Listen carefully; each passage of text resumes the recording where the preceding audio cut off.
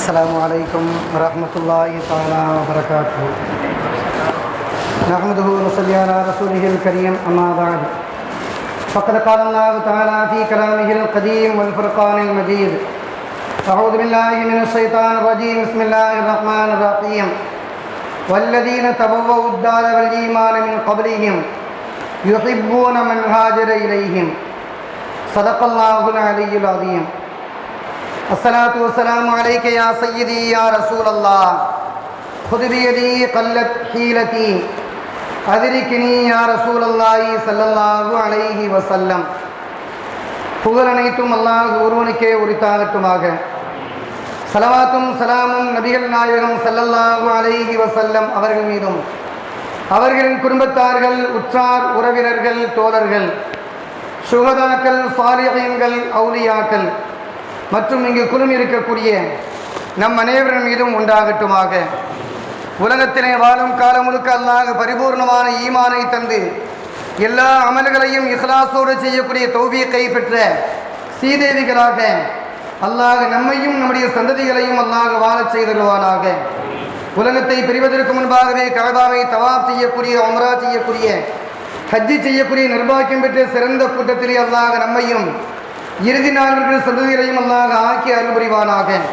உலகத்தை பிரிவதற்கு முன்பாகவே நபிகள் நாயகம் ஸல்லல்லாஹு அலைஹி வஸல்லம் ரவுலாவில் என்று சலாமை சொல்லி அவருடைய பதிலையும் பெற்று உலகத்தை பிரிவதற்கு முன்பாகவே அவர்களை கனவிலையும் நினைவிலையும் கண்டுகளிக்கக்கூடிய நர்பாக்கியம் பெற்ற உயர்ந்த கூட்டத்திலே அல்லாஹ் நம்மையும் இறுதி நாளில் வரக்கூடிய நம்முடைய சந்ததிகளையும் அல்லாஹ் ஆக்கி அருள் புரிவானாக. கண்ணியமிக்கவர்களே, ஹாஜிகள் எல்லாம் ஹஜ்ஜுக்கு சென்ற இந்த புனிதமான நேரத்திலே சென்ற வாரத்திலே மக்காவினுடைய சிறப்புகள், மக்காவை சார்ந்த அமல்கள் போன்ற விஷயங்களை சென்ற வாரத்திலே பார்த்தோம்.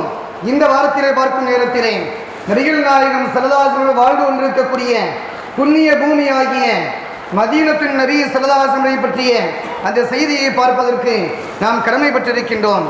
பெருமானார் ஸல்லல்லாஹு அலைஹி வஸல்லம் அவர்கள் மதீனாவிற்கு சென்ற நேரத்திலே மதீனாவை பற்றி அவர்கள் சொன்னார்கள். அல்லாஹ் இந்த ஊருக்கு வைத்த பெயர் என்ன தெரியுமா? தாபா என்பதாக அல்லாஹ் பெயரை வைத்திருக்கின்றான். தாபா என்பது ஆரோக்கியத்தை தரக்கூடியது, நிம்மதியை தரக்கூடியது, வாடை நறுமணம் கமரக்கூடியது என்பதாக நபிகள் நாயகம் ஸல்லல்லாஹு அலைஹி வஸல்லம் அவர்கள் அந்த நேரத்திலே சொல்லி காண்பித்தார்கள். தபூக் போரை முடித்த வண்ணமாக நபிகள் நாயகம் ஸல்லல்லாஹு அலைஹி வஸல்லம் அவர்கள் மதீனாவிற்கெல்லாம் நுழைகின்றார்கள். அப்படி நுழையும் நேரத்திலே சஹாபா பெருமக்களை பார்த்து சொல்கின்றார்கள், தோழர்களே, தாபா என்று அல்லாஹ்வால் புகழ்ந்து கூறப்பட்ட அந்த ஊருக்குள்ளாக நாம் வந்திருக்கின்றோம். இந்த ஊர் முழுக்க முழுக்க நிம்மதி தரக்கூடியது, மனிதனுக்கு நல்ல வாழ்க்கையை தரக்கூடியது, ஆரோக்கியத்தை தரக்கூடியது என்பதாக நபிகள் நாயகம் ஸல்லல்லாஹு அலைஹி வஸல்லம் அவர்கள் அந்த நேரத்திலே சொன்ன செய்திகளை பார்க்கின்றோம். மதீனா என்பது நெருக்கடியான காலகட்டங்களிலே பெருமானார் ஸல்லல்லாஹு அலைஹி வஸல்லம் அரவணைத்த புண்ணியமான பூமியாக அல்லாஹ் தஆலா அந்த பூமியை அமைத்து வைத்திருக்கின்றான். அந்த பூமிக்கு ஹஜ்ரத் ஜிப்ரீல் அலைஹிஸ்ஸலாம் அவர்கள் அடிக்கடி வந்து செல்லக்கூடிய புனிதமான இடமாக அல்லாஹ் தஆலா அதை ஆக்கி வைத்திருக்கின்றான். நபிகள் நாயகம் ஸல்லல்லாஹு அலைஹி வஸல்லம் அவர்கள் இப்படி சொல்வார்கள், இந்த ஊருக்குள்ளாக மதீனத்து நபிக்குள்ளாக யாராவது ஒருவர் புதுமையான செயலை புதுப்பிப்பதற்கு மக்களுக்கு மத்தியிலே கற்றுக் கொடுப்பதற்கு முயற்சி செய்தால் அல்லாஹ் தஆலா அவர்களை சபிக்கின்றான். அல்லாஹ்வுடைய தூதர் சபிக்கின்றார்கள், மலக்குமார்கள் சபிக்கின்றார்கள், எல்லா மக்களுமே சபிக்கின்றார்கள். எனவே இந்த மதீனத்து நபி என்பது, மதீனா என்பது எந்த புதுமையான விஷயங்களும் புகுதாத இடமாக அல்லாஹ் அமைத்து வைத்திருக்கின்றான். ஆரம்பத்திலே இந்த மதீனாவினுடைய சிறப்பு என்ன தெரியுமா? இந்த மதீனாவிற்குள்ளாக யாரெல்லாம் நுழைகின்றார்களோ அவர்கள் ஈமான் பெற்றவர்களாக மட்டுமே இருப்பார்கள். ஈமானுடைய சிறப்பை அது அதிகரிக்குமே தவிர குறைக்கக்கூடிய இடமாக இந்த மதீனா கிடையாது என்பதை நபிகள் நாயகம் ஸல்லல்லாஹு அலைஹி வஸல்லம் அவர்கள் சஹாபா பெருமக்களுக்கு மத்தியிலே சொன்ன செய்திகளை பார்க்கின்றோம். இஸ்லாமிய ஆட்சியினுடைய முதல் அங்கீகாரமாக, முதல் ஊராக அமைந்த ஊராக அந்த மஸ்ஜிது நபவியை, மதீனாவை நம்மால் பார்க்க முடிகின்றது. எண்ணிமிக்கவர்களே, எனவேதான் பெருமானார் ஸல்லல்லாஹு அலைஹி வஸல்லம் அவர்கள் இப்படி சொல்வார்கள், அல்லாஹ் என்னை மதீனாவிற்கு அனுப்பும் நேரத்திலே இப்படி சொன்னான், யா ரசூலல்லாஹ், ஊருக்கெல்லாம் சிறந்த ஊராகிய எல்லா ஊரை விட சிறந்து விளங்கக்கூடிய இந்த மதீனா நகருக்கு நாம் உங்களை அனுப்பி வைக்கின்றோம். காரணம், முழுமையான சிறப்பை பெற்ற ஊராக அந்த ஊரை நாம் ஆக்கி வைத்திருக்கிறோம் என்பதாக அல்லாஹ் சொல்லி தந்தான் என்பதாக நபிகள் நாயகம் ஸல்லல்லாஹு அலைஹி அவர்கள் சொல்லி தந்த அந்த செய்திகளை பார்க்கின்றோம்.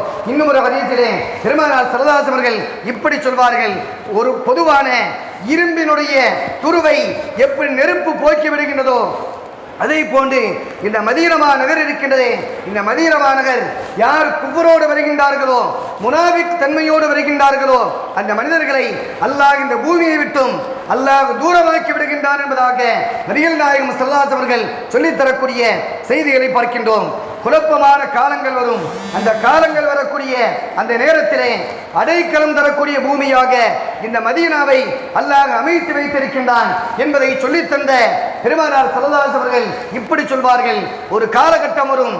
அந்த காலகட்டத்திலே ஷாம் நாடு அல்லாஹ்வினுடைய கிருபையால் வெற்றி கொள்ளப்படும். யமன் தேசம் வெற்றி கொள்ளப்படும். அப்படி வெற்றி கொள்ளப்படக்கூடிய அந்த நேரத்திலே கூட்டம் கூட்டமாக அந்த நாட்டை சார்ந்து மக்கள் சென்று கொண்டிருப்பார்கள். அந்த நாட்டிலே அடைக்கலம் பெறுவதற்காக ஷாம் நாட்டிற்கும் யமன் நாட்டிற்கும் சென்று கொண்டிருப்பார்கள்.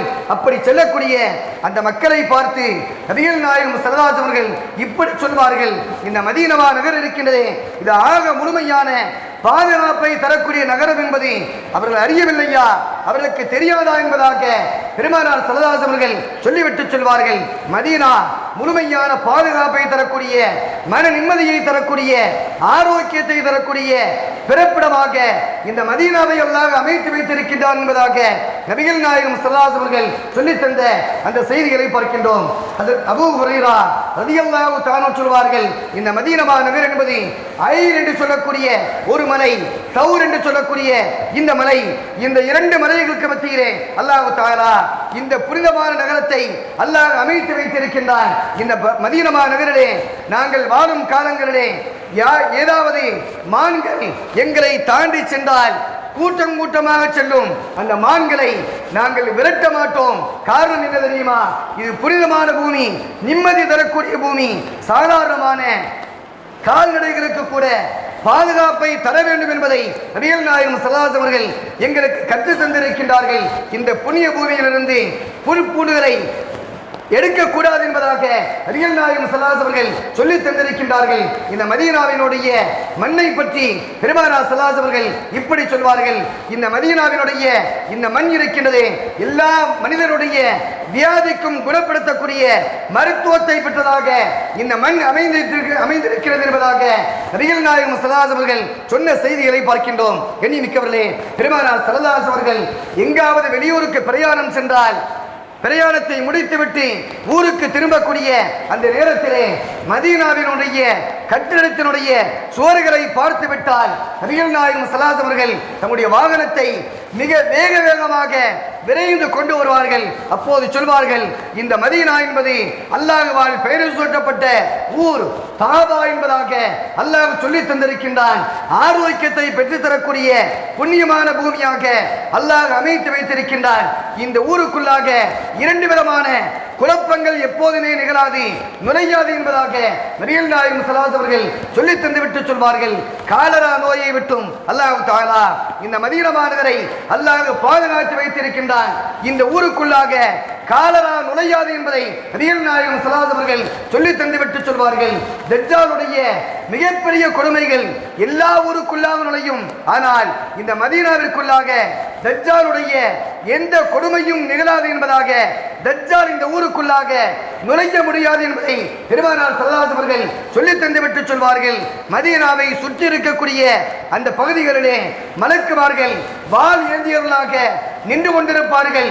தஜ்ஜாலோ அவருடைய படைகளோ இந்த ஊருக்குள்ளாக நுழைவதற்கு முற்பட்டால் அந்த மலக்குமார்கள் அந்த வாளை வைத்து அந்த தஜ்ஜாலையும் அவருடைய படைகளையும் விரட்டி அடிப்பார்கள் என்பதாக நபிகள் நாயகம் ஸல்லல்லாஹு அலைஹி அவர்கள் சொல்லி தந்த அந்த செய்திகளை பார்க்கின்றோம். கண்ணியமிக்கவர்களே, மதீனா என்பது அவ்வளவு உச்சகட்டமான பாக்கியங்கள் நிறைந்த பகுதியாக அல்லாஹ் அமைத்து வைத்திருக்கின்றான். பெருமானார் ஸல்லல்லாஹு அலைஹி அவர்கள் சொல்லுவார்கள், மதீனாவிற்கு சென்ற அந்த புதிதான இடத்திலே சஹாபா பெருமக்களிலே மூத்த சஹாபா பெருமக்கள் ஹஜ்ரத் அபூபக்கர் ரலியல்லாஹு தஆலா அன்ஹு, பிலால் ரலியல்லாஹு தஆலா அன்ஹு போன்ற அந்த சஹாபா பெருமக்களுக்கெல்லாம் கடுமையான காய்ச்சல் ஏற்படுகின்றது. அந்த நேரத்திலே ஹஜ்ரத் அபூபக்கர் சித்தீக் ரலியல்லாஹு அன்ஹு ஒரு கவிதையை அரபியிலே படிக்கின்றார்கள். படிக்கும் நேரத்திலே இப்படி சொல்கின்றார்கள், நான் உயிருடைய விளிம்பிலே மாட்டிக்கொண்டிருக்கின்றேன், நான் மரணத்தினுடைய கடைசி நேரத்திலே நான் நின்று கொண்டிருக்கின்றேன், நான் இவைகளெல்லாம் பார்ப்பேனா என்பதாக சில குறிப்பிட்ட மதீனாவினுடைய உயர்தரமான இடங்களை குறிப்பிட்டு சொல்லி நான் மரணத்தினுடைய விளிம்பிலே வந்துவிட்டேன். காரணம், அவ்வளவு கடுமையான காய்ச்சலால் நான் பாதிக்கப்பட்டிருக்கின்றேன். இந்த காய்ச்சல் மூலமாக நான் உலகை பிரிந்து விடுவேன் என்பதாக இன்னும் அளவுக்குள்ள கடுமையான ஜுரம் காய்ச்சல் என்பதாக ஹஜ்ரத் அபூபக்கர் சித்தீக் ரலியல்லாஹு அன்ஹு கவிதையை படித்துக் கொண்டே இருப்பார்கள். அப்படி கடுமையான காய்ச்சலால் பாதிக்கப்பட்ட சஹாபா பெருமக்களே ஹஜ்ரத் பிலால் ரலியல்லாஹு தஆலா அன்ஹு அவர்களும் ஒருவர். அவர்கள் கவிதையை படிப்பார்கள். மக்கமா நகராகிய அந்த தூய்மையான நகரை விட்டும் நோய்களை தரக்கூடிய இந்த ஊருக்குள்ளாக அந்த மக்காவை சார்ந்திருக்கக்கூடிய காவிர்கள், குறைஷி குஃபார்கள் எங்களை அனுப்பிவிட்டார்கள். இந்த ஊர் எங்களுக்கு மிகப்பெரிய சிரமங்களை தருகின்றது, கஷ்டங்களை தருகின்றது என்பதாக பிலால் ரலியல்லாஹு அன்ஹு அந்த கவிதையை படித்துவிட்டு சொல்வார்கள், யா அல்லாஹ், எங்களை இந்த காய்ச்சல் பூமியாக இருக்கக்கூடிய நோய் நொடிகளை தந்த இந்த பூமிக்குள்ளாக அனுப்பிய அந்த எதிரிகள் பக்கமாக இந்த காய்ச்சலை திருப்பி விடு என்பதாக பிலால் ரலியல்லாஹு அன்ஹு கவிதையை படித்துக் கொண்டிருப்பார்கள். அந்த சந்தர்ப்பத்திலே நபிகள் நாயகம் ஸல்லல்லாஹு அலைஹி வஸல்லம் சொல்லுவார்கள், தோழர்களே, இது நோய்களை தரக்கூடிய பூமி கிடையாது, அருகாமையிலே அமைந்திருக்கக்கூடிய ஒரு ஓடை, அந்த ஓடை முழுக்க மிகப்பெரிய சாக்கடை நிறைந்த ஒன்றாக மாறி இருப்பதன் காரணத்தினால் உங்களுக்கு நோய் வந்திருக்கின்றதே தவிர இந்த ஊர் என்பது புனிதமான ஊர், ஆரோக்கியத்தை தரக்கூடிய ஊர் என்பதாக சொல்லிவிட்டு நபிகள் நாயகம் ஸல்லல்லாஹு அலைஹி வஸல்லம் அவர்கள் எதிரிகள் தங்கியிருக்கக்கூடிய அந்த பகுதியின் பக்கமாக இந்த காய்ச்சலே சென்றுவிடு என்பதாக நபிகள் நாயகம் ஸல்லல்லாஹு அலைஹி வஸல்லம் அவர்கள் துஆ செய்தார்கள்.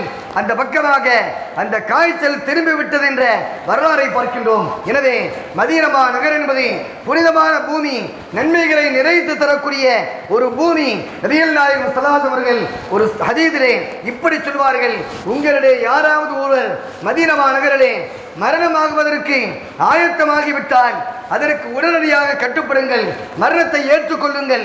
அப்படி யார் மதீனா நகரிலே மரணமாகின்றார்களோ அவர்களுக்கு என்னுடைய ஷஃபாஅத் வாஜிபாகி விட்டது என்பதாக நபிகள் நாயகம் ஸல்லல்லாஹு அலைஹி வஸல்லம் அவர்கள் சொன்ன செய்திகளை பார்க்கின்றோம். அல்லாஹ் நமக்கும் அந்த நசீபை தருவானாக. எண்ணிருக்கவர்களே, புனிதமான இடம், அந்த இடத்தினுடைய அருமை என்னவென்றால், யார் இறப்பதற்கு சக்தி பெற்றிருக்கின்றார்களோ அவர்கள் மதீனாவிலேயே இறக்கட்டும், அவர்களுக்கு என்னுடைய ஷஃபாஅத் கட்டாயம் என்பதாக நபிகள் நாயகம் ஸல்லல்லாஹு அலைஹி வஸல்லம் அவர்கள் சொன்ன செய்திகளை பார்க்கின்றோம்.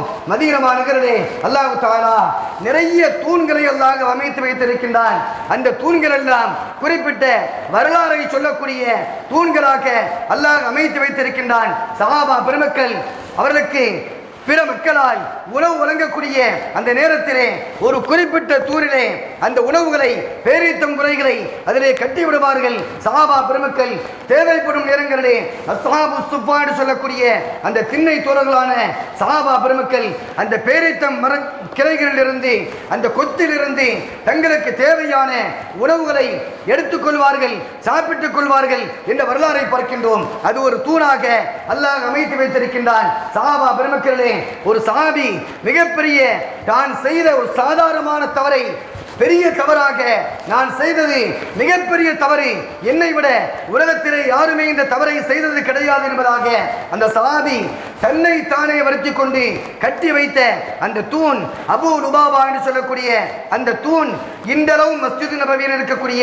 காட்சிகளை பார்க்கின்றோம். எல்லாவற்றிற்கும் மேலாக நபிகள் நாயகம் ஸல்லல்லாஹு அலைஹி வஸல்லம் அந்த பள்ளிவாசலுக்கும் பெருமானா ஸல்லல்லாஹு அலைஹி அந்த வீட்டிற்கும் இடைப்பட்ட இடம் இருக்கின்றதே, அதற்கு பெயர் இந்த உலகத்தில் இருக்கக்கூடிய சொர்க்கம் என்பதாக நபிகள் நாயகம் ஸல்லல்லாஹு அலைஹி அவர்கள் சொல்லித் தருவார்கள். அப்படிப்பட்ட அந்த சொர்க்கத்தை வர்ணிக்கக்கூடிய நேரத்திலே ஹாஜிகள் அந்த இடத்திலே இப்படி துஆ செய்வார்கள், யா அல்லாஹ், நான் சொர்க்கத்திற்குள்ளாக நுழைந்து விட்டேன், சொர்க்கத்திற்குள்ளாக யார் நுழைந்து விட்டாரோ அந்த மனிதரை சொர்க்கத்தை விட்டும் நீ வெளியேற்ற மாட்டாய் என்பதாக சொல்லி தந்திருக்கின்றாய். எனவே வாழ்க்கையிலே பாவம் செய்யாமல் எங்களை பாதுகாத்து விடு, பரிசுத்தமான வாழ்க்கை வாழக்கூடிய தௌஃபீக்கை தா என்பதாக ஹாஜிகள் அந்த இடத்தில் நின்று அழுது துறக்கூடிய துஆ செய்யக்கூடிய ஒரு சூழ்நிலைகளை நம்மால் பார்க்க முடியும். எனவே அப்படிப்பட்ட புனிதமான இடமாக அந்த இடத்தை அல்லாஹ் அமைத்து வைத்திருக்கின்றான். நபிகள் நாயகம் ஸல்லல்லாஹு அலைஹி வஸல்லம் ரவுலாவை அல்லாஹ் தஆலா மஸ்ஜித் நபவிக்கு உள்ளாகவே அல்லாஹ் அமைத்து வைத்திருக்கின்றான்.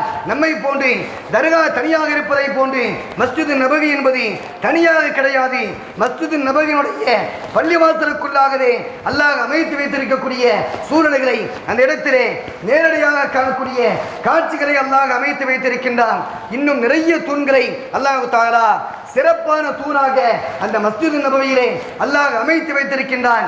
ஒவ்வொரு தூண்களுக்கும் ஒரு மிகப்பெரிய சிறப்பை பெற்ற வரலாற்று நிகழ்ச்சியை வரலாற்று ஆய்வாளர்கள் சொல்லித் தந்திருக்கின்றார்கள். எல்லாவற்றிற்கும் மேலாக மஸ்ஜித் நபவியிலே வலது பக்கமாக நுழைவதை விட்டுவிட்டு இடது பக்கமாக உள்ளே நுழைந்தால் நுழையக்கூடிய அந்த ஆரம்ப இடத்திலே ஒரு சின்ன கட்டத்தை விரிப்புக்கு கீழாக அந்த கட்டம் இருக்கும். அந்த கட்டம் என்பதுதான் ஹஜ்ரத் ஜிப்ராயில் அலைஹிஸ்ஸலாம் அவர்கள் பெருமானார் ஸல்லல்லாஹு அலைஹி உரையாடிய அந்த புனிதமான இடமாக அந்த இடம் அமைவதை நம்மால் பார்க்க முடிகின்றது. பெருமானார் ஸல்லல்லாஹு அலைஹி இடத்திலே ஜிப்ராயில் அலைஹிஸ்ஸலாம் வருகின்றார்கள். யா ரசூலல்லாஹ், ஈமான் என்றால் என்ன, இஹ்சான் என்றால் என்ன, கியாமத் என்றால் எப்போது வரும், கியாமத்துடைய அடையாளங்கள் என்ன என்பதை ஒரு மாணவரை போன்ற தோற்றத்திலே பெருமானார் ஸல்லல்லாஹு அலைஹி அவர்கள் ஆசிரியரை போன்ற தோற்றத்திலே ஜிப்ராயில் அலைஹிஸ்ஸலாம் அவர்கள் கேள்விகளாக கேட்டுக்கொண்டே இருப்பார்கள். நபிகள் நாயகம் ஸல்லல்லாஹு அலைஹி அவர்கள் ஒவ்வொன்றுக்கும் பதில் சொல்ல ஜிப்ராயில் அலைஹிஸ்ஸலாம் ஆம் உண்மையே சொன்னீர்கள் என்பதாக சொல்லிக் கொண்டிருந்த அந்த புனிதமான இடம் என்பது மஸ்ஜித் நபவியிலே வலது பக்கம் நுழைவதற்கு பதிலாக இடது பக்கமாக உள்ள அந்த மூன்றாவது வாசலிலே நுழையும் நேரத்திலே அந்த இடத்தில் இருக்கக்கூடிய காட்சிகளை பார்க்க முடிகின்றது.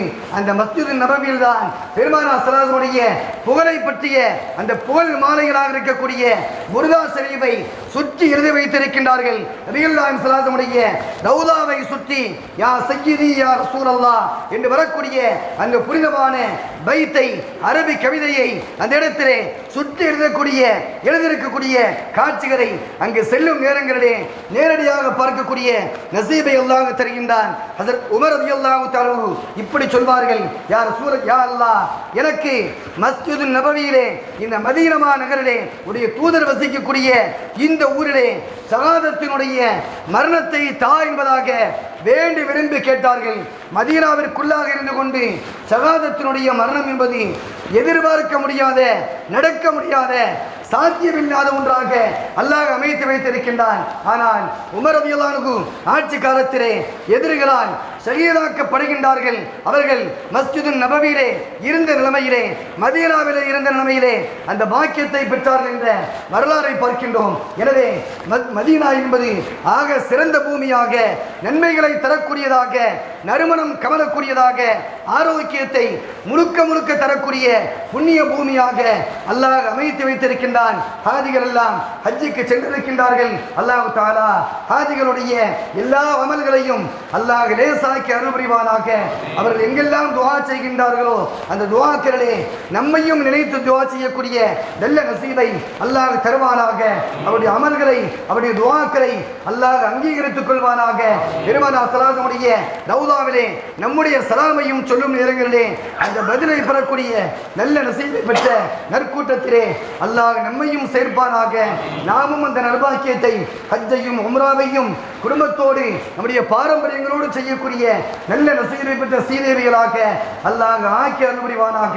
உலகத்தை பிரிவதற்கு முன்பாகவே நபிகள் நாயகம் ஸல்லல்லாஹு அலைஹி ரவுலாவில் ஜியாரத் செய்வதோடு அவர்களை கனவிலையும் நினைவில் கண்டுகளிக்கக்கூடிய நற்பாக்கியம் பெற்ற உயர்ந்த பாக்கியத்தை பெற்ற சீதேவிகளாக அல்லாஹ் நம்மையும் இறுதி நாள் வரக்கூடிய நம்முடைய சந்ததிகளையும் அல்லாஹ் ஆக்கி அருள் புரிவானாக. வாகிர் தஅவானா அல்ஹம்துலில்லாஹி ரப்பில் ஆலமீன். அஸ்ஸலாமு அலைக்கும் வரஹ்மத்துல்லாஹி வபரகாத்துஹு.